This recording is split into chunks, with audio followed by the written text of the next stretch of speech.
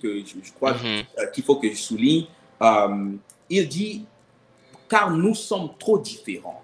La différence, tu vois, je vais parler, je vais souligner un point très important, la différence qui existe entre les gens. Tu vois, j'ai toujours l'exemple de donner les cinq, je donne toujours l'exemple des 5 doigts, tu vois.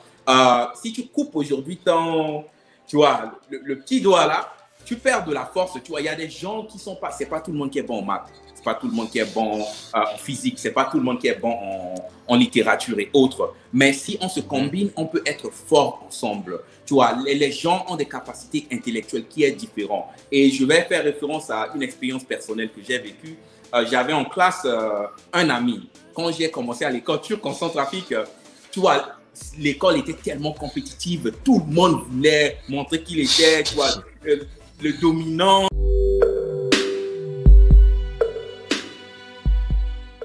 Tu vois, des chiens qui essaient de se mordre et tout.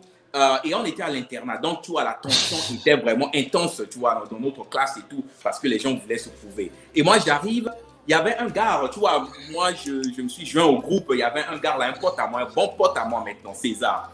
Tu vois, le gars était bon partout. Biologie, physique, anglais, fais tout ce que tu veux, il va te taper.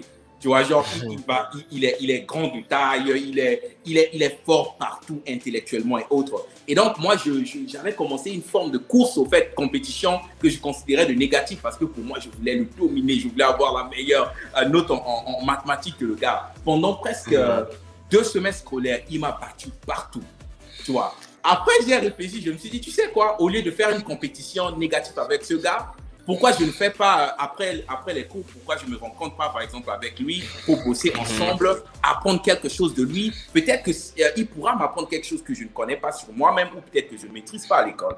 Tu vois, donc on avait commencé à bosser ensemble avec César et tout. On a développé une bonne relation. Et mes notes à l'école se sont améliorées très rapidement parce que je travaille avec César. Je ne l'ai jamais dépassé à Bangui, ni aux États-Unis parce qu'on avait... Attends, c'est le même César que tu connais là?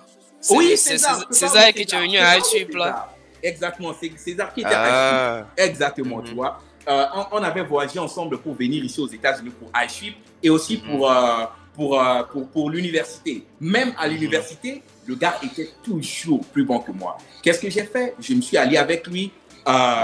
J'ai bossé ensemble avec lui pour m'améliorer dans multiples domaines, tu vois, de ce que j'apprenais. Donc, souvent, ce n'est pas juste nécessaire de se comparer aux autres. Mais il est important de voir la force des choses comme un atout que toi-même, même si tu ne deviens pas eux, mais tu peux utiliser ça comme un point de levier pour tes objectifs personnels dans la vie. Donc, c'est